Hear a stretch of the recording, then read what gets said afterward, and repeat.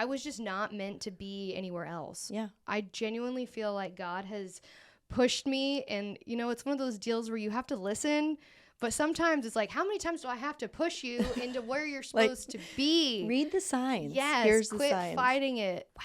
I think about it all the time. Jeremiah 29:11. There's plans for you. Exactly. Here's Jordan Jo Hollabaugh. 3.1. She's in the money. She was about as fast as she could have been on that one. 2.9 seconds. And now she is number one. You are officially in the loop. Welcome to In the Loop podcast. I am here with somebody who has become my great friend. And we've been talking this whole time. I wish you guys could have been here and listened to our audio because it's great. We started this podcast about 30 minutes ago. Janie Johnson. I mean, I don't even think you need an intro because it's just all things. You're a wife, you're a mom, TV personality, NFR, Rodeo Live, Rodeo Houston. You're a barrel racer. You're a ranch owner. What don't you do? Oh my goodness. I love that intro. It's so fun. Yeah, people really missed out on the original audio. I wish we were recording for some of the ridiculous things that we talk about. If only people had like a bug in our ear for when we're behind the scenes at like Rodeo Live. Not that professional, but having fun. We're always having fun. I like to think I'm busy, but at the same time, sometimes I feel so unproductive and unbusy all the time. So, the mom thing has changed that a lot. It's like busy not doing anything, but also doing the most important thing and trying to travel and trying to just be at home and getting horses ridden, the hardest thing of all of it, probably. That doesn't happen as much as it used to. So, yeah, I'm super excited to be here. Huge fan. Thank you. Known you for forever. Thank you. So I've honestly been very jealous for a long period of time listening to this podcast of like, I wonder if I'm ever going to get to go on the podcast. You always mentioned it. You're always like, hey, come on the podcast. And I'm just like waiting my turn. You're like, are you going to call me? Yeah. Text me. Call me maybe. Yeah, you know me. You can reach out. And finally we're here and we're here in person. We're here in person. And the reason we're here is because this year we're really focusing on bold women pursuing bold goals. And I was like, Janie's top of my list. Aw. Now she gets to come. I don't know how bold I am, but I'm trying. You're doing it. We're all trying. You're doing it. This is what it's like all the time that I'm with you. You're always happy. You're always a ball of joy. I just want to call you a spitfire, but then we'll get into that when we talk about your husband. You love what you do. I do. I really do. You're happy in all the things that you do. Jake, my husband, we were talking about this the other day. I just I love people so much and like get my energy from people. I think they call that an extrovert. I don't know. He and I are polar opposites. Like he wants to go out into the middle of nowhere as a ranch by himself. He doesn't want anybody to go with him. He like recharges by being alone. If I get left alone for too long, like people need to be worried about me because I just like fuel energy off of being around other people. I'm not so great at being interviewed. I love asking other people questions. And we talked about this because this is a thing. Like so you're the host for most of the media things that you do. You're always in control. I'm comfortable now because I have control. I'm asking you the questions. It is so uncomfortable being on the other side of that mic and not knowing what's coming. No, it really is. And it's actually given me a little bit of perspective being interviewed like a handful of times. I don't really get interviewed very often. But just like, oh, wow, this is actually more intimidating because people always like, what are you going to ask me? And things like that. I'm like, you're fine. You're fine. Yeah, you're definitely lying. As soon as I showed up, I'm like, what are you going to ask me? Should I be prepared? It's weird. It is weird. So if I go like full host at some point, like shut me down. Be Well, like, Janie, we did talk about you putting your ears in. For those of you who don't know, ears are what we listen to and communicate with our producers behind the stage when we're on Rodeo Live or when you're on NFR, Rodeo Houston, any of those things. She doesn't have those in now so she feels a little awkward.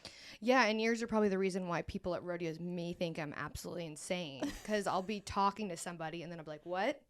No, I gotta go. And they just think something happened in my head, but usually there's somebody talking. So you're really not crazy is what you're saying. Yeah, but people are like, what are you listening to? Because they're so discreet, People don't see that I'm listening to a producer and talking to somebody casually at the same time.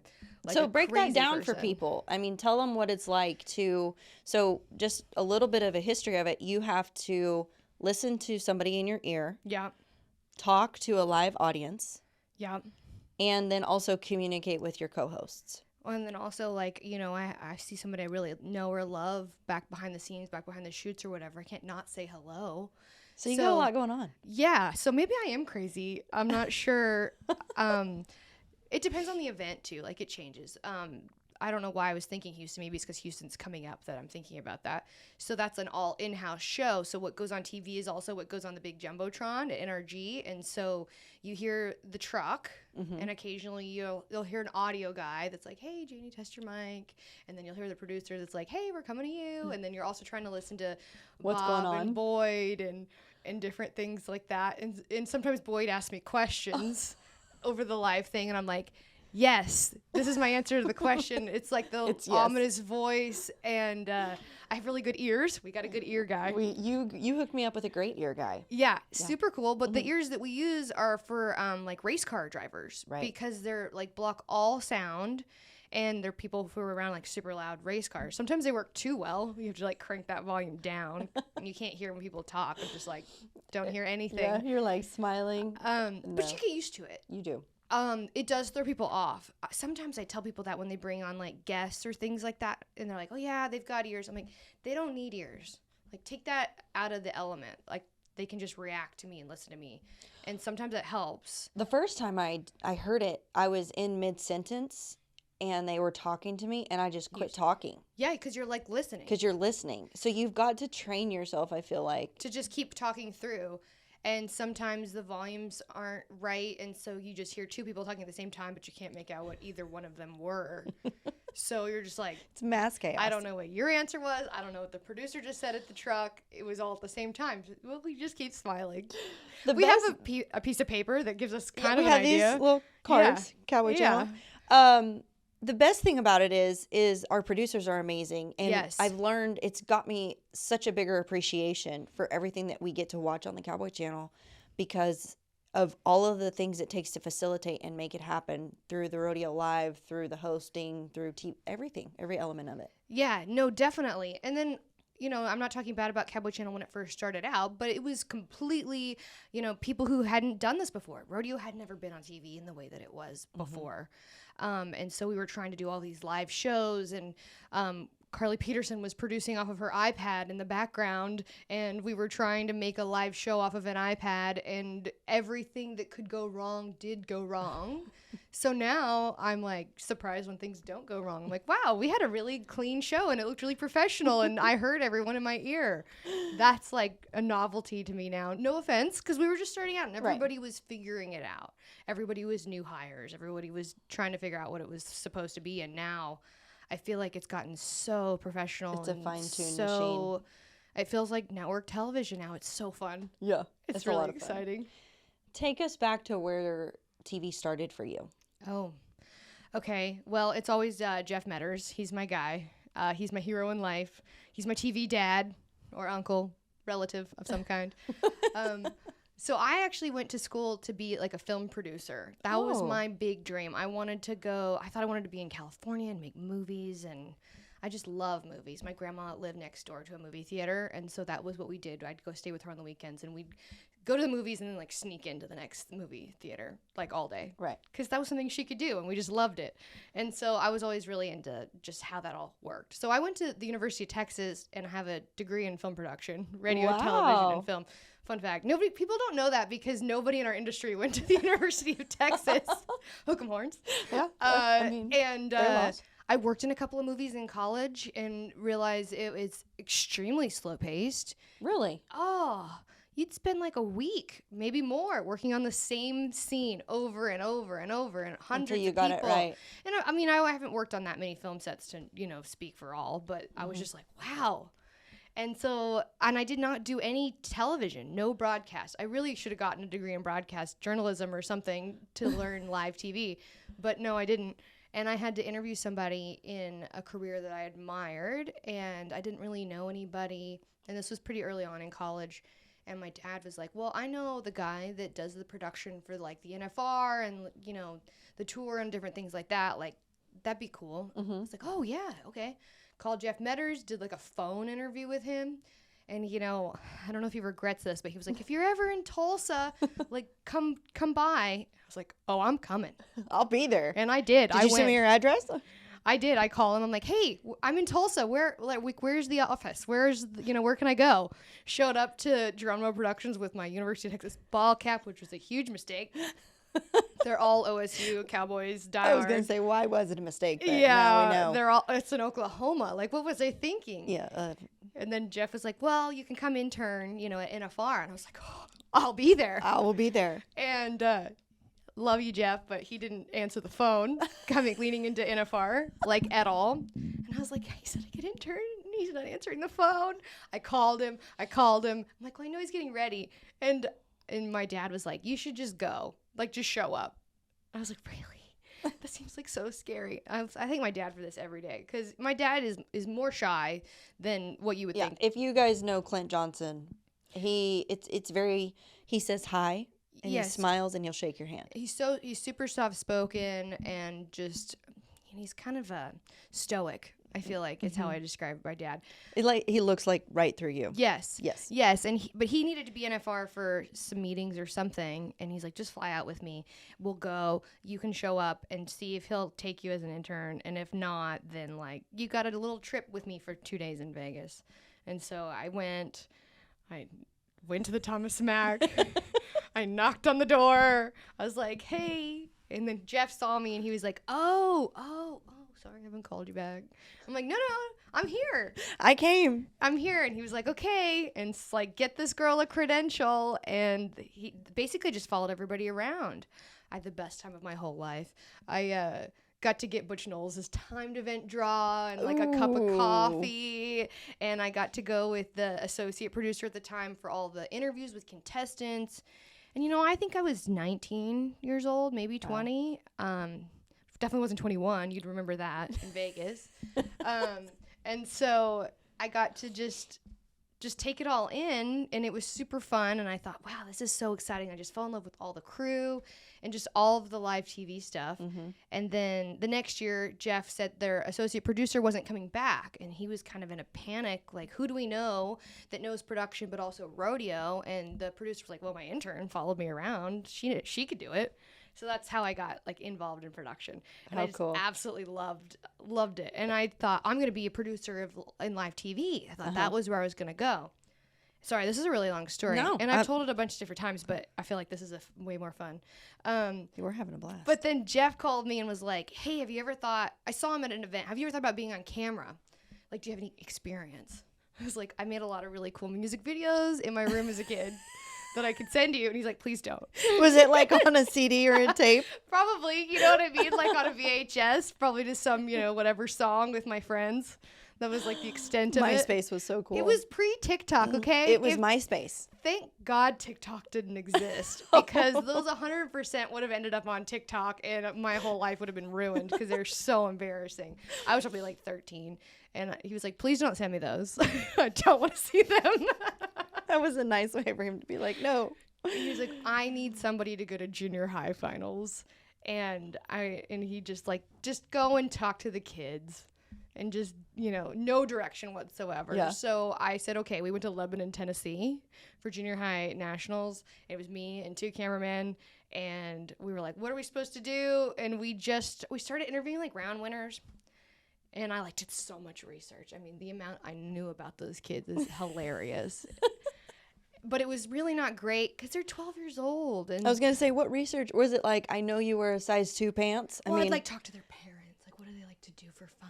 What is this? Give me their backstory. And then you get to the interview, and they were 12. They're so shy. I mean, they're shy. They're very shy. It's yes or no. Yeah. And so my cameraman and I were like, this is really not good content. These kids are super fun, but we're just not seeing that side of it. And so we decided to start going to all the social activities that were happening around junior high finals. We went to Splash Day. Ooh. I went down the water slide with all the kids. Wow. We went to how you've been. Yeah. Probably. How all the states have their campground setups, and it's a big deal. It's a huge deal. And so we started making these features, and they were so fun, and actually got a lot of views. I hazed a steer. What? Yeah, because the sponsors were like, we want to do a feature on the jackpots that these sponsors put on. I'm like, okay, a feature on a jackpot, you know, what are you going to do there? So we went and we were like, talk to the kids about the jackpot. And one of the kids is like, yeah, so you got to haze the steer. And I was like, how hard is it? And he's like, well, you want to try it? I was like, yes, I do. Yes, I do. Could you get this on film? I got to haze a steer for a guy. He lived. It's a blessing. You didn't run him over? Exactly. You know, we just started doing fun stuff. And so then Jeff let me come the next year to NFR to do features for the pre-show. Very cool. And that was like the biggest deal of my entire life because it was on CBS Sports, and Suzanne Alexander used to be the host of the pre-show. And so I'll talk about how full circle this came for this year at NFR. But she was just like everything. She came from GAC and was just such an incredible host. I got to run prompter for her when I was an intern. I remember turning on the NFR and you hear her voice. Like that was like setting the tone for the national finals. She has an amazing voice and just presence and just like a comfort ability that she had with everybody. Like she was always my idol of like, I want to be on the pre-show like Suzanne one day. Yeah. And I loved the sideline too. I worked with Katie Kaufman on the sideline whenever I was producing. Also love that as well. Like I wanted to do both. It was just like all of it. Yeah, it seemed like something so far out of reach, honestly, at the time. I just wanted to be around them. And so I got to do features for Suzanne, and like hearing Suzanne's like, our very own Janie Johnson got to go to the women's fashion show or something, you know what I mean? That's so cool. And it comes to me and I'm just full cheesing like, thanks, Suzanne. Now back to you. Yes, I'm like, yes. And it was just the best. Oh my goodness. But the reality about rodeo television is it didn't exist. Like the job didn't exist at the time. People are like, the timing of it was just, I don't know, it was fate because rodeo wasn't on TV like it was. They did, 5-6 rodeos a year, maybe. And it wasn't consistently on the same network always, and it wasn't live. I mean, the NFR was it. And I remember saying, like, if only, watching San Antonio, like, if only I could go to, like, Reno or just the short go. Like, I think people would want to see these big rodeos, but it just didn't exist at the time. Yeah. So it's crazy to think that it grew at the timing that it did and that I just happened to, like, be in that spot. Well, and you were at the forefront of it. Yeah. And so I feel like you got the best of both worlds in the fact that you saw where it came from and how it evolved, but then also you got to run with it as it grew to what it is now. Just so unbelievably lucky. I mean, the timing of it all. And people talk like that. I'm sure when ESPN started whenever ago, people never would have thought that it would be what it was. Like a network just dedicated to sports only. Like that. People said that was a stupid idea. Yeah. What are they going to talk about? Yeah, exactly. And so I was kind of in that, I did some producing stuff for Jeff, and I didn't really know what was next. And I think I remember asking Jeff, like, how do I become Suzanne or Katie Kaufman or whatever? And he was like, you just got to get experience. I'm like, okay. So I was just trying to get experience in any way I could. And I got a call from, do you remember Ride TV? Yep.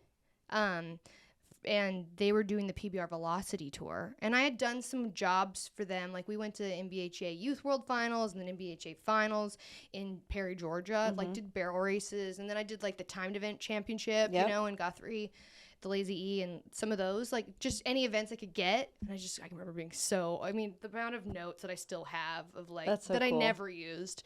But when you're starting out, you just have to really over-prepare. Yeah. Just in case. Because you're just not prepared to react on the fly. Well, and I think, too, for me, you tell me, but, like, you and I physically write down notes. Yeah.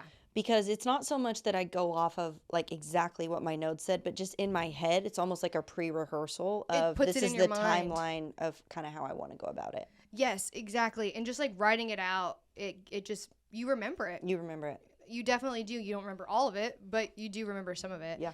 And so, I mean, I think when we did NBHA World Finals, there were like 2,000 barrel racers. Oh, my goodness. I think I did like over 100 and some interviews in one night because we were there from like 8 a.m. until dark, just interviewing random people. Rapid fire. And it was a 5D, so it wasn't like necessarily who's winning. It was really good experience. Anthony Lucia and Amy Wilson were at that event too. Like, we were all kind of just figuring things out. But anyways, I got hired to do PBR Velocity Tour, and that was maybe one of the greatest opportunities I could have ever had. Really? It was such a learning experience. It was me, Anthony Lucia, and Colby Yates. We did 65 episodes a year. which is a lot. That's a lot. And it was only the Velocity Tour, and it was pretty much every single weekend. And like the most, I don't want to say random, because we would go to like Bangor, Maine, where they would sell out the crowd. Wow. We would go to New York. We were not like New York City. We went to like small New York markets. We went to California, North Dakota, like all kinds of kind of random towns, like places I would have never ever been in my life. Wow. You would never go there for a rodeo. No. They don't have rodeos there. No. Portland, Maine, Portland, Oregon. We did both Portlands. And it was the three of us every single weekend. And it was just really cool because I learned a lot from Colby and Anthony, because they hosted and I was sideline, and just seeing their process. And like Anthony's such a researched announcer. We all know him as like one of the greatest announcers, but that was like him starting. And I remember him and I had a conversation when he was like, you've got to be like prepared for everything. And I used to write down like a list of like potential questions before every show, like 100 questions. Wow. And he'd be like, what the heck? Like, why do you have all that? And I'm like, it's just like a backup question. Just in case. And he's like, just react to what happens. And I was like, okay, I'm going to try. But I have this just in case I forget or like I blank. Right. And he would like read them and be like, that's a stupid question. I will never forget the first rodeo I did with Justin McKee was at San Antonio. And he called and he's like, hey, are you know, I didn't make it back to the semifinals that year. And he's like, are you busy? And I'm like, no, obviously not. I didn't make it back. You know, I'm like, who doesn't know? And so anyway, he's like, well, come down here. And so I came down there. Well, I didn't have any experience. I'd done some interviews, but I said, absolutely, one time. And it was like a fire of absolutelys. I probably started that, I'm sure. And I've said said it. absolutely on that show, absolutely 500 times. And Anthony Lucia sends me a text, please. He just screenshotted.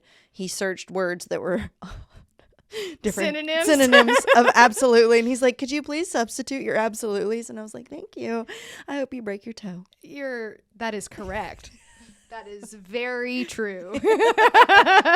And you start looking in the camera while you say it so you don't say it. In your defense, absolutely was a filler word for me at one point too. Everybody does it. Everybody has a filler word You get that stuck you there. have to be like conscious of. And I remember telling my producer, I'm like, I'm not sure what my word is now, because it'll change. It will like change. when you notice it, Then you know. let me know. Notice Let it. me know what it is. You know, like Jeff's is down that line. Yeah. He always says, and down that line. Down that line. You know, we're going to switch over to the tie-down roping and down that line. And he doesn't do it all the time, but I've watched him for, 15 years. Now that you notice like it. you pick things up on that line, down that line. Yeah. When you start doing it, you notice things that people say on TV. And Yeah. I'll say something and Raymond will be like, "What?" And I'm like, I said down that line Disregard. on TV not that long ago, and I was like, yeah, I'm getting there. But I said absolutely was one for me, too. Yeah. But everybody, and it'll change. it will. And So you just have to be aware of it. But Anthony, is he's like the big brother I always wanted. he's great. Yeah, he gives it to you straight. He does all of his own research, so he doesn't want you to drop the ball because he's not going to drop the ball. Yeah. And it makes you step up. It does, and it's also hilarious. So But you guys got to travel the world yeah, and have fun while you were doing it. for like a year and a half, and then Cowboy Channel started, and then I came over to Cowboy Channel, and then jumped on that crazy train and never got off. Here we are. Here we are. Uh, So Rodeo Live this year, mhm. 2025, new series, jam-packed full of fun. You were a host on a lot of the Rodeo Lives. You're a host, you're an analyst, you're play-by-play. I mean, there's literally nothing you don't or can't do. What's your favorite part about it? About Rodeo Live specifically, or just all of it? Just all of it. That's such a hard question. There's different times and places that I like different things. You know, Rodeo Live was a huge dream for me because it was kind of a vision that we'd all had for rodeo for a really long time and just could never quite get the logistics of it all together. And then, with Teton coming in and Cowboy Channel, they put together this, they didn't, short on anything with the show. Right. They have an incredible set, an incredible crew. It looks awesome. It looks like professional network television. Yeah. So to be on that stage is such a huge dream because it feels like we did it, like we're really getting to where rodeo needs to be. And I love to host.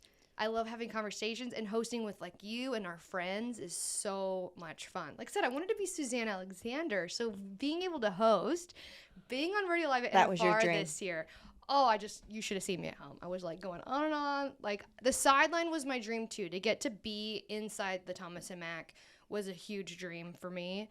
And then to get to host and then to get to do both, I just couldn't believe it. I mean, I was just jumping up and down every single day. Like I never thought that this opportunity was going to happen, that I would get to being able to run from the Rodeo Live stage into the Thomas and Mack, literally physically running. Yeah, because you got like 5 minutes. I was the bareback interview, was like the most fun of my whole life. Adrenaline. And I'm like whipping out the credential. I'm like, I gotta go do the bareback interview. I just hosted Rodeo Live. Like, let's go. I was on such a high of just living the dream. It was so fun. And then it's over and you're like, oh. How 360 some days until Las Vegas. I love to do both, and I like it because they're all connected. Mm-hmm. So if you do Rodeo Live, then you go and you connect it with some sideline interviews. Also, getting to be down there with Katie Lucas was something that meant a lot to me because her and I have gotten to be such amazing friends over the last several years, and we've been through a lot in terms of our careers. We've both done the internship, the producer thing. We've done every little job that you could ever think of. Yeah. I mean, I don't even know if Katie remembers this, but 10 years ago or so, when I was APing, associate producing, I think one of our production assistants got sick or something, had to leave, and Jeff was like, do you know anybody? And I was like, oh, well, I don't know her, but she's on Facebook. Like, her name's Katie Lucas, and she's kind of trying to do whatever. Like, I bet she would come do it. Like, that's how long we've been just cool. climbing this ladder. Yeah. Just chugging along. And so for us to be down there together, and full circle. We were like going off on questions. When something crazy would happen, we would be reacting. Like if they would have had a GoPro set up at our spot, you'd be like, these girls are they're really into this rodeo. Hello, TikTok. They are so into this. So getting to do it with her was really special because it was just like, making your dreams come true is super exciting. But when you get to do it with your friends, it's that much more special to get to share in that celebration together. Like we did it, not just like me. Well, I heard a quote one day that said, it doesn't have to be lonely at the top if you take the right people. Yeah. And it is. It's true. And you take your friends with you and you do it together and you empower each other. Yeah. That's what it's all about to me. It's the same in competition. You know, how sad would it be you win the world and you go do your world championship photo by yourself? You know? Yeah. You want that family. You want those friends that have been there for the whole journey to be in that photo with you. Yeah. You don't want to just be standing there by yourself and not have anyone celebrating. No, like that would be depressing. Yeah, and I don't think that's ever happened. Well, but hopefully not. Yeah. If it has, we have a substitute dummy for you. We can go down there and be in your photo. But that's just like the same. And I think that people think that way in competition, but it works the same way in TV, in careers. Any arena. Yeah, making it to the top by yourself is not fun.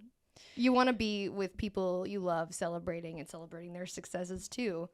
And it goes both ways. Like there's been jobs that I've lost or not that Katie's gotten or other friends have gotten, and it's just as exciting. Like you need to celebrate. That's the whole point. That is the whole point. And it not necessarily is anything against you that you didn't get it. Yeah, exactly. And you can't take it like that. You can't take it personal. That is one lesson I've totally learned in this industry is it's not personal. No. It's a business. Sure. And everybody has their own place at different times in different spaces. Yeah. There's a reason why you don't get certain jobs. Yeah. I've missed out on so many jobs or gotten one that one of my friends didn't get or vice versa. And you just can't. I've learned that. It's not easy to not take it personally. Yeah. I've had my feelings hurt for sure and been like, what did I do wrong or this? And sometimes it's like, oh, well, that person lived closer or this rate worked better or that's just who they wanted. That's just, everybody has their favorite. You'll see this on the social media stuff, on the unofficial Cowboy Channel page. Yeah. We see that. They think that we don't, but we do. And people are constantly like, Katie Lucas and I laugh about this. People are like, oh, I like Katie better. Katie's so much better than Janie. Or I think Janie's so much funnier than Katie. Or I like the blonde one. Well, I like the brunette one. It's just like constantly like that on that page. Just back and forth. And Katie and I talk about it all the time. And I go, no one's ever like, I like Butch way better than I like Jeff. Jeff is No. so much better than Butch. I think that Jeff has better hair than Butch. And Did you see that shirt Butch's that Butch makeup was wearing? is so much better than Jeff's. Did you see that shirt that Butch was wearing? Like, I just think he looked like a clown. I just think Jeff's fashion is so much better than Butch's fashion. Can you believe Butch said that to Jeff? Yes, like Butch is just so much better. Or no. No, it's No only one's about ever women. saying that. And so Katie and I, Lucas and I were laughing about that the other day. She's like, that is so true. Because she was sharing like a comment that somebody made on her post or something that she got that was like, Janie, da da da. And I'm like, I get that all the time. Or people think I am Katie. Or people think Katie is me. You. Like, it's so funny. But nobody's directly comparing guys like that. No. It doesn't always have to be a competition. No. But At all. we'll take it and we'll laugh at it. And we Exactly. appreciate it either way. Yeah, well, it's nice to be in the Yes, conversation. thank you for having us in the conversation. No press is because bad there- press. For the most part. And what you do, sideline, NFR for the barrel race especially, one of the most challenging events to talk about because there's no way to win there. No, that is very true. It's very hard. I mean, just being real, like it's hard to talk about because you're going to offend somebody not intentionally. Yes. How do you prepare and execute that? Like, how do you go about that? Have you ever heard the story of like how I got that job in the first place? No. This is so wild. It was 2020, Globe Life Field NFR. Okay. I really, had the dream of doing sideline or splitting sideline at Globe Life Field, and like very last minute it fell through, and so they put me on the tailgate show. And I had been producing at NFR for 5 years before that, so it was like the first year that I wasn't gonna be like in the rodeo, which was really hard for me to take. Once again, one of those things where it's just timing didn't work out, just didn't add up. And so I was hosting the tailgate show, and it was like round 4, and one of our executive producer at the time texted me during the tailgate show, which was at Stockyards, and he's like, hey, be prepared to call the barrels tonight. And I'm like, call the barrels where? Like, what do you mean, what barrels? And he's like, at the NFR. I'm like, be prepared. What? He's like, just come and like be ready. I don't know if we'll do it or not. I was like, what does that even mean? So I'm like, okay. And so I show up at round 4 to Globe Life Field, and I'm, learning where everything is. Nobody knew where anything was at Globe Life. And I go over there, and Joe B's behind the roping box, where he always is. And I'm like, hey, Joe, am I doing the barrels tonight? And he was like, I don't know. Are you? That'd be great. And I was like, I don't know. He just said be prepared. So I'm here. I called all my barrel racer friends on the drive there. You're like, who are you riding? Well, what are you yeah, doing? What do I say? There were so many horse changes happening at Globe Life Field. Like, you got to know that. People want to know about the horses, in my mind, because that's what, as a fan, what I care about.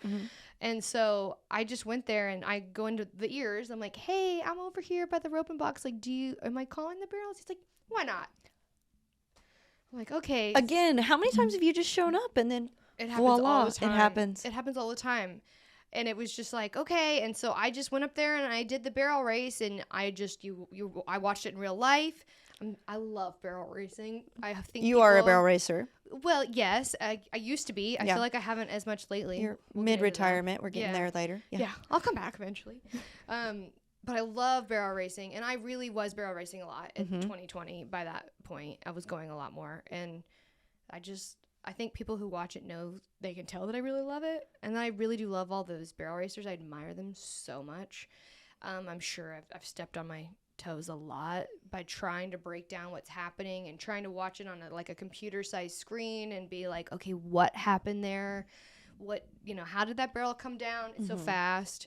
But I've gotten to do it a lot more since 2020. I love it. It's so much fun. I love getting to talk over the barrel race and then run and do the interview. Like at Calgary, I'm in the arena for the barrel race, and then I run back and I get to grab them basically off their horse.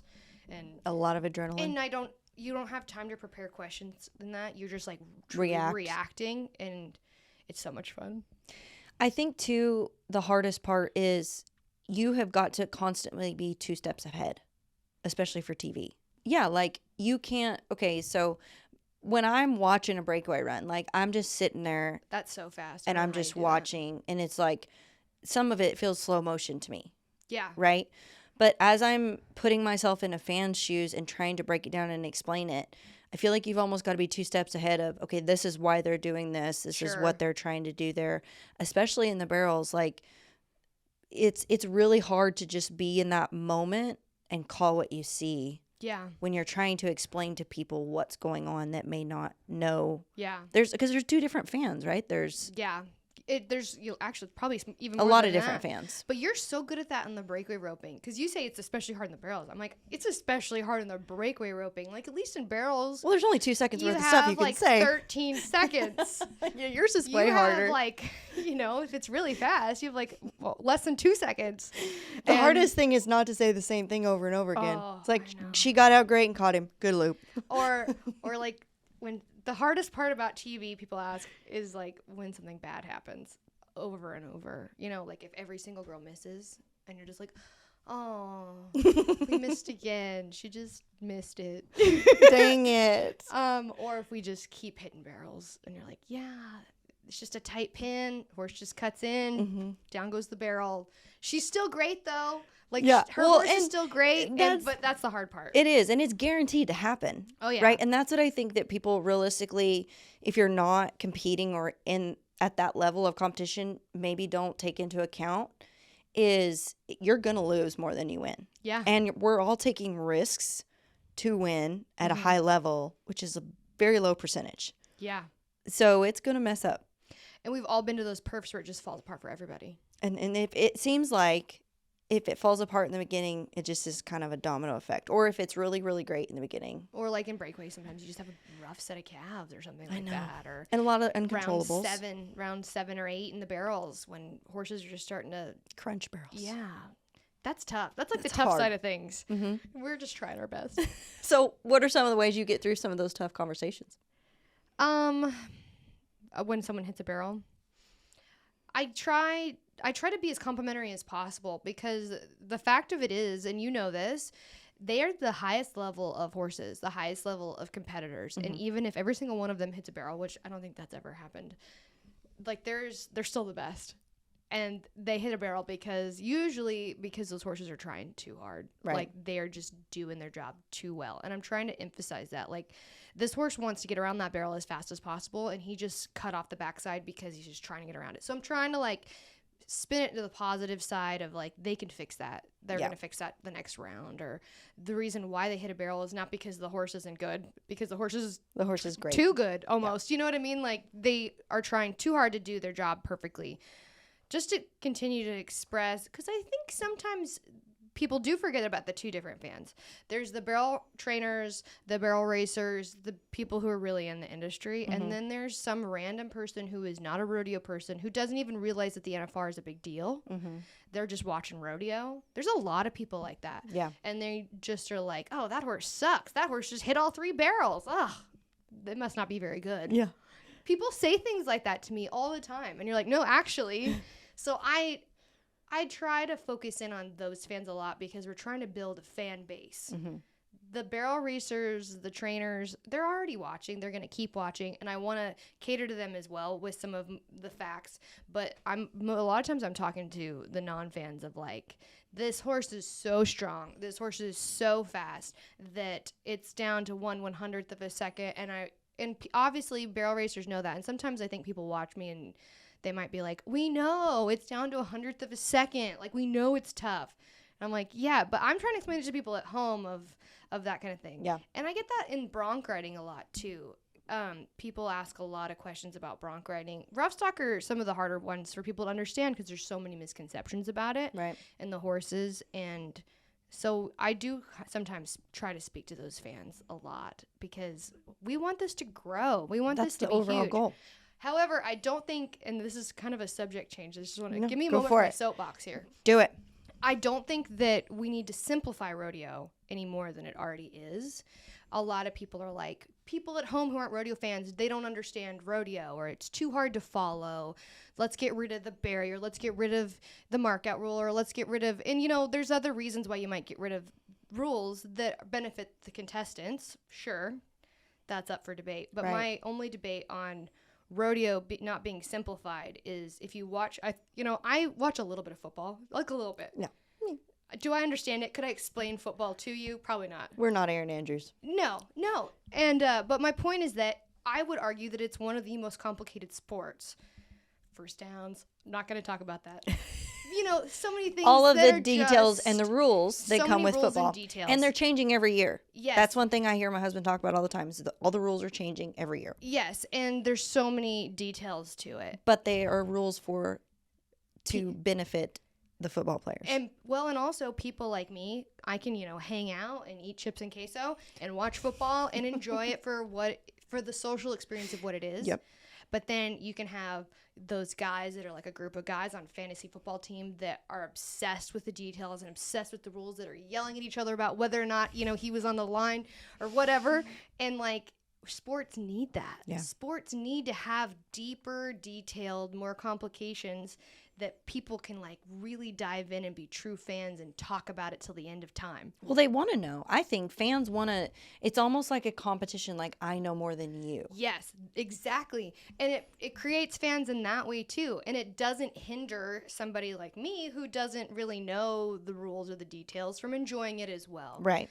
People can still go to the rodeo and have a beer and have a hot dog and hang out and watch the rodeo and not understand, why that guy got flagged out. But then, two old guys that are real old time ropers can debate it till the end of time. Right. So I just don't think that we need to simplify our sport at all. No, I agree. And I think too, for me, it goes even a step further. That's the history of the sport. Yeah. There's certain rodeos that are set up a certain way because that's how they started. And that's the history. And that's what we look forward to as contestants. Well, and I'd add this. Butch Knowles made that comment to me one time whenever we were talking about rules. And, I don't want to get specific because I don't want to, call out anything specific. But every world championship has been won with that rule book. Every world champion. And then, when the next world champion, say you get rid of the barrier. That's never going to happen. But that's just, I'm trying to keep it in the loop here, okay? Right. Thank you. Pun intended. Then how do you even judge every other world championship that's ever been won with the barrier? That's not comparable. He won it the year that they got rid of the main complication in the sport. Well, and that happened one year when my husband was rodeoing and your dad as well. They changed the way the gold buckle was acquired. Yes. And that year, I'm not specific. I can't quote what year it was. The 90s? I think it was 80s or 90s. I know it was the year when Chris Ledoux won his world championship because it was based off of who won the all-around. It was based off of who won the finals. Yeah. If you won the all-around, you won the world. Yeah. And they have a little star next to their name. And that's fine. They still and they won the world that was the rule. By the rule book. Yeah. That was the rule, and they won it outright. But then it also goes, if it goes back, then there's not a comparable. Yeah, and what about the guy who would have won the world without that? What about the guy who would have been the world champion that didn't win the average? And that person lost a gold buckle, and if it would have been any other year, that person would be world champion. But then it also, I see both sides of it, because it's the rules going into it. You won it outright, which you can't ever take a buckle.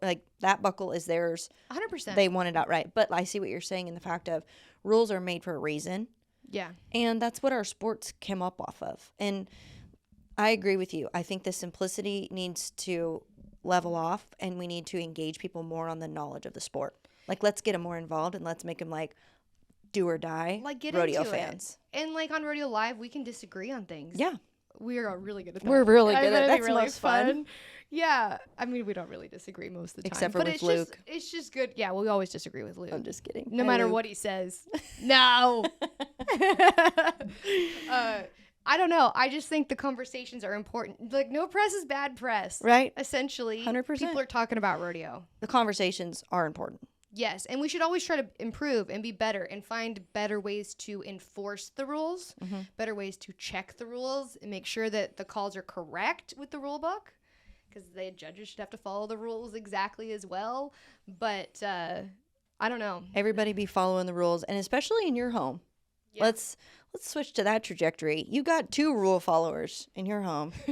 Your dad, Clint Johnson, your husband, Jake Finlay. Are we describing Jake as a rule follower? Well, he breaks the rules a lot. He tries not to. But bless his heart, he's a redhead. I know. He can't help it. He can't help it. And an Australian. He's a unicorn. I mean, you found a unicorn. He's very unique. There's no one else like him.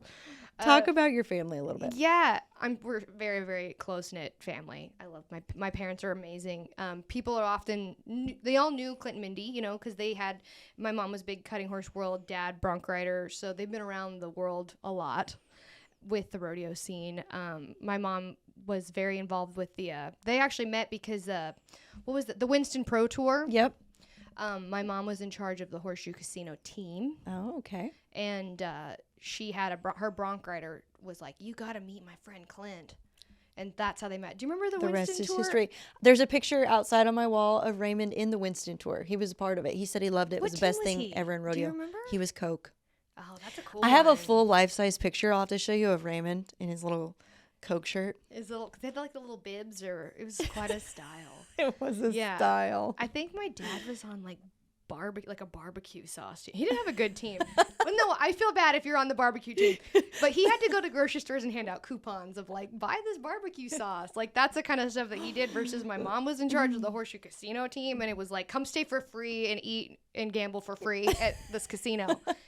That's like the team you want to be on. Clint's bringing barbecue sauce. They're hanging out at the yeah, casino. exactly. Or like Polaroid. Bud and Jimmy Monroe were on Polaroid, and they had like the rainbow shirts. Anyways, that's how they got together. But that just shows how long we were in the rodeo scene. So I kind of grew up around a lot of adults as a kid and just talking to lots of people. And everyone's like, how are you such a talker? And you just go on and on and on and on. And you never shut up. Because your parents are so soft-spoken and just polite. I'm like, I do the talking for them. Yeah, I'm like, I don't know. They just were very encouraging. They've just been so encouraging my whole life. Your grandma. Yeah, I mean, literally, your family bleeds rodeo. Yeah. Like, your grandmother, your great-grandmother, father, all the NFR, Las Vegas, like, it's all full circle. We love it. We love the industry. And my grandma was a lot like me, or I was a lot like her. She was a spitfire. Yeah. And she could talk, and she was kind of sassy. She was real Kinda sassy. like me. So that's where I think that comes from. But yeah, we've been involved in rodeo for several generations and just kind of grew up around it. There were periods of time, every kid goes through it where you're like, is this, what I want to do? Do I want to go do something different? I was into the film thing. And I'm just really grateful that it all came back. I actually would have never ended up in rodeo if it wasn't for a particular horse that I had. Tell us about that story. Yeah, I did high school rodeo, junior high and high school rodeo, but I wouldn't say that I was ever just super intense. Like, I was in a lot of activities. I was high school president. Imagine that. I was on the tennis team. I pole vaulted. I was on the track team. I just signed up for like every activity you could ever sign up for, and therefore wasn't very good at any of them because I just did them all. I just wanted to be in everything. Yeah, I love it. And instead of like honing in to be very competitive in anything. So I was in social stuff, playing prom. There you go. I can plan a party. So I had my high school rodeo horse that I found. I always just kind of rode an old cutting horse, just kind of train on the barrels and poles and that kind of deal. And then my junior year, I got like a real barrel horse that I was just really excited to have. And then I was going to go to UT Austin, and my parents were like, okay, well, you should probably sell your barrel horse. Like, it turned out to be a pretty nice barrel horse. And so, like, if you're not going to rodeo, duh. And I was like, what? I'm not selling my horse. His name was Vegas. I'm like, I can't sell him. And they're like, well, if you're not going to, there's only two options here.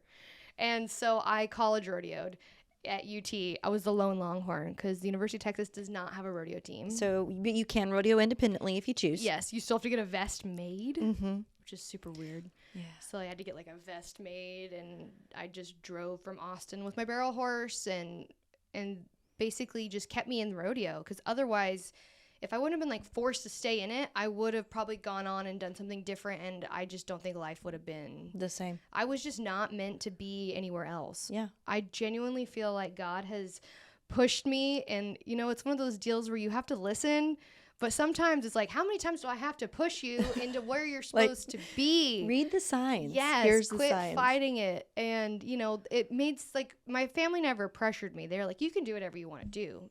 We like movies, too, if you want to go make movies, I guess. They didn't love the idea of California. And honestly, though, thank God that's not where I ended up. Yeah. I just know it wouldn't have been good for me. It wasn't where I was meant to be. Every single thing in my life has just kind of, like, fallen into place.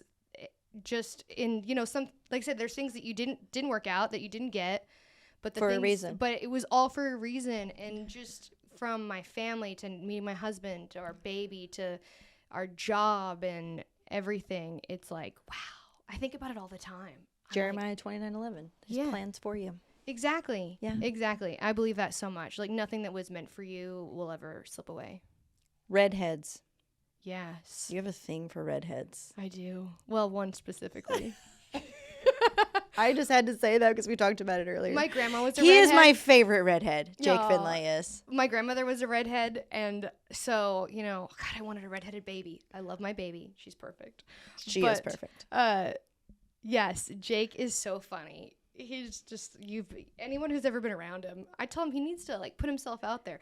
I have these amazing videos, and he's going to kill me for talking about this on this podcast. So at NFR, he was on full dad duty. Mm-hmm. He's a great dad. He's the best dad. And so I don't know if you've ever, you know who Pookie is? Oh, I do. Yeah, of course you do. I tried to explain to other people who Pookie was. They're like, what? Huh? You know, they kind of started the whole fit check thing. Yes. So, you know, Livy's going to Vegas. It's her NFR debut. Mm-hmm. And so I'm like, you got to bust this out. And so I had a little outfit for her every night. And Jake would take Livy and put her in her little outfit because I'd be off at work. And he would do fit checks with Livy. I have these videos. He never sent them to me. He sent them to like his sister and like family members. And it'd be like, Livy's wearing la la la la la, Livy looking fire. And they're so funny. And I was like, what are all because everyone was asking me like, what are these fit checks? Like he needs to post those on the internet. And Jake's like, no. They're just for like a few of our friends because it's funny. Anyways, I found his iPad and I airdropped them all to myself. So I have them. We need to see them. I have one for every single round. He did all 10 rounds. Half of them, Livy's like crying. He's like, Livy's over it. We are ready to go home. We don't like Vegas. What are these shoes? Mom picked out the most ridiculous outfit. But they're so funny. He is hilarious. Yeah, he is. He's 100% himself. And he's been really good for me to...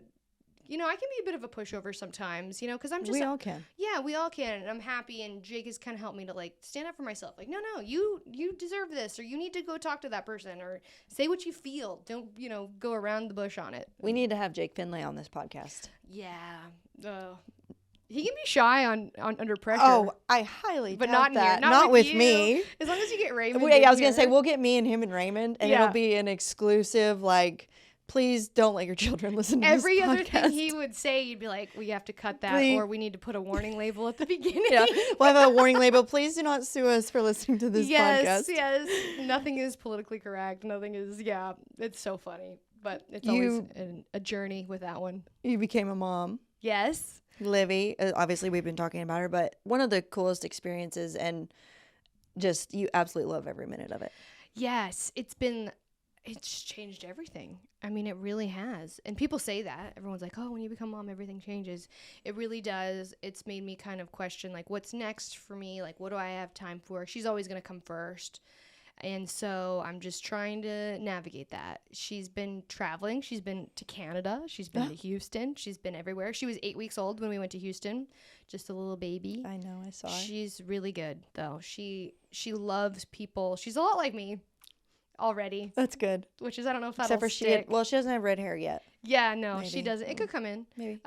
She's real smiley and happy, and she's, but it has been an adjustment. I'm not going to go on here and be like, wow, motherhood, everybody should do it. It's such a big, it's been a lot. It is. And it's been some shocking moments of like, okay, I got to recalibrate, like what's next or where I'm going to go or what I can do. So tell us some more of those moments.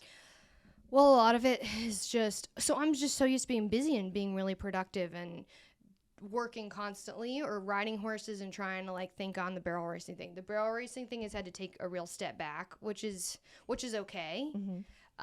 I bred all my mares like the same year I was pregnant, so they all went through the same thing as me. We all went through it together. Yes. And it's just kind of a lot of, you're sitting in the house with her whenever I'm not working and just not doing anything, but you also can't do anything else because she's just everywhere. Mm-hmm. Like I said, if she came into this room, she would just tear this place apart. Everything, every cord, every valuable object would hit the ground. That's okay. We can get new stuff. But it's fun at the same time. And when she smiles, like her personalities really come in. I had a little bit of adjustment with the infant stage just because they just can't do anything at all. Like you just have to be there at all concept, like just from the beginning. And now she's getting where she can run and crawl and not run, but she crawls really fast. So it looks like she's running, and she's got so much personality. And I'm like, okay, this is fun. She gets better and better. And I think I'm getting better ish. Some days. Sometimes you think you're getting better, and other days you're not. So it's hard. It's just a journey. It is. It's just an adjustment. But it's like anything in life, you know? It's kind of like if you get a bunch of young horses, it's just constant care and work and responsibility. Yeah. And that's good because a person You have got to stay busy. Like you said, if you're left alone, it's not good. Yes. So now that she's starting to say words, I'm like, yeah. I sing constantly now. Ooh. And I'm a terrible singer, but she likes it. I So need it to makes me send you this feel Sing good. Devo. It's so good. I'll send it to you. Okay. And she every starts morning. laughing. When she started like, hey, like laughs. And I'm like, yes, I am funny. I can sing. I'm all these things. And now, so it's my confidence has gone up. When you first have the baby, confidence kind of crashes because you're like, oh my God, I don't know anything. Now that she can laugh at me, You're like, I'm good. Or she kind of tries to sing back. I'm like, yeah, let's go. Now we're I just need rolling. some audience feedback, you know? Exactly. That's all I Built needed. in. So it's fun. But yeah, I don't want to be like, oh, everything is great because it's hard. But it's worth it in every way, if that makes sense. 2026, what's it look like for you guys? You know, it's kind of a lot in the industry. I was saying it's constantly changing. I'm hoping we've got lots of Rodeo Live. I love that show. I would love to do more of it. It's so fun. Getting ready for Houston. Woo! I love Houston. It's Rodeo Houston. so fun. That's going to be all of March. Bob Tallman. Hello, Houston. Hello. I can't do it like him, but Houston. I know. Nobody can do it like Bob. That's why he's Bob. that's why he is Bob. So we'll go to that. Baby and family will be there for all of that. Calgary in the summer. Love Calgary Stampede. It's my favorite. It's just, I feel really lucky to have some of the rodeos that I do. Salt Lake City, also a fantastic one. They're some of the best ones of the year. I'm biased, but the ones that I get to go to, I'm like, I go to the best ones. It is. They are good. But it's the best because of the people that are there. It's just such a well-oiled machine of amazing people who are so passionate about putting on an event. You can't have an event like Houston or Calgary or Salt Lake City or those without that kind of crew and that kind of people. They love it. That are so passionate about it. And they do so much for the community outside of just the rodeo. So that for sure. And we'll just see, you know. I've got some the Honda Rodeo is also another one that I'm really excited about for the industry that's really taking off. They're going to the Superdome, the Caesar Superdome in New Orleans. It's going to be fun. Yeah, so that kind of thing is really exciting. And I just think the industry's going to it's just going to keep getting bigger and bigger. I just don't know where I'm going to land specifically on certain things, but I hope they call me. They will. Call me. Call me maybe. And you'll be there. Jake will be But also riding. don't call me too much because I do have a baby and I got to take care of her. And if she doesn't answer, she'll call you back. Yeah, I'll call you back. Or Livy will just answer. She's learned how to answer the phone. All the FaceTiming with Dad. Oh. Now she's just like, Dad, into the phone all the time. But, yeah. So I'm not a full-time. A lot of people think I am full-time with Cowboy Channel. And they're like, where's Janie? And I have to go through that. I'm not a full-time employee. I go through contract stuff just because we did move to Canyon. Mm-hmm. I love Canyon. know. I lived in Canyon. Oh, you It's like a remember home away Canyon. from home. I know. I hope you come back.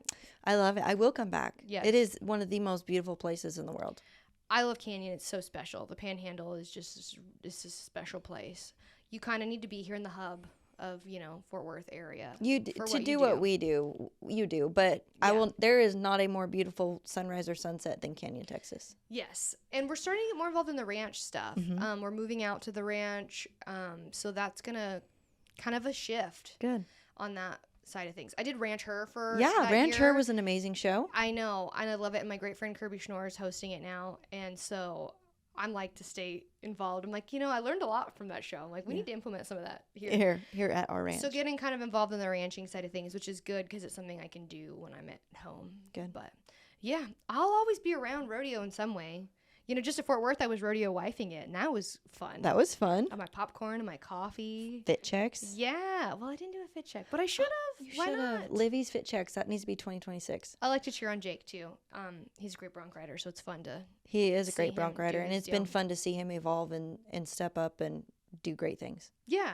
Yeah. It's a wild life. Nobody lives this crazy life like we all do, but wouldn't trade it. Wouldn't change anything. Absolutely not. Absolutely. Absolutely. So and down that line. thank you, Anthony Lucia. The legacy you're building and leaving behind for others, what do you want that to be? Oh, that's like, you don't even think about doing that like when you're in it, you know? Like, do you think about that when you're doing your podcast, or you're just like, oh, I'm just doing what I love to do? Mm-hmm. But then you look at, some of those women that have gone before us, like Pam Minnick, or I mentioned like Suzanne Alexander, or Katie Kaufman, or Jennifer Smith, or the list could go on and on. Mm-hmm. And you're like, I wonder if they thought that we're gonna watch videos of them and say that they did it. Something that I do that I have so much pride in, and it was something that we talked about earlier, was that we were at the forefront of Cowboy Channel. It was just fate. It was timing. It was a lot of things, but I'm so, so grateful that I just happened to be there at that time, at that age, for it to come together, and that I genuinely dream and hope that 50 years from now, Cowboy Channel is thriving, the industry's thriving. I hope there's like 20 million women talent out there just killing the game that are like, do you remember when Cowboy Channel started and Janie Johnson was there and Katie Lucas was there and all that kind of stuff? And I want that. Mm-hmm. I want to be people to remember that, or not even me specifically, but just like the beginning of it all, and the people that had the bold choices to help it grow, because it is going to take people to continue giving back to it.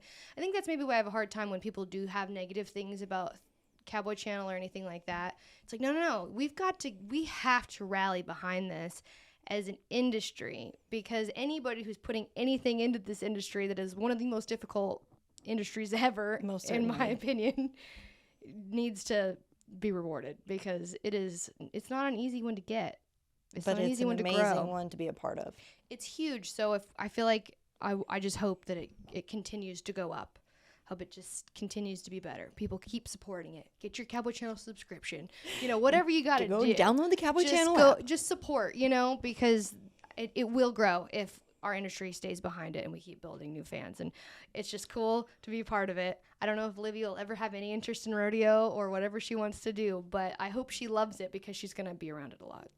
She has no choice, and I'm sure she does. One last question for you. If you had to go back and tell younger Janie one thing, what would that be and why? I think it was something that I mentioned earlier, and that is, anything that is meant for you will happen. If an opportunity slips by, something happens, hurts your feelings, whatever, don't let it affect you, because it wasn't meant to be. It truly wasn't. Because there were times that I would probably dwell on things and get my feelings hurt pretty bad, and I wish I wouldn't have wasted that time. Yeah. I wish I would have just kept on chugging. I love it. So I guess that would be it. No, keep on chugging. When I get in the car, I'll probably think of something even. Well, you can better. Call me and tell me. Yeah, but just keep swimming, because it just gets better. It does. You're gonna end up where you're meant to be. Every young person asks me that. They're just like, I just don't know what job or that, and I'm like, you're gonna end up where you're meant to be. Yeah, for sure. Somehow, some way. I don't know. Janie Johnson, thank you so much for joining us. It was a great conversation. We could sit here all day long and we could talk. I know. That's what we do. Does anybody really have that much time? No, but it's been amazing. Thank you for taking the time today and coming on In the Loop. You're awesome. Thanks for everything you do. Thank you.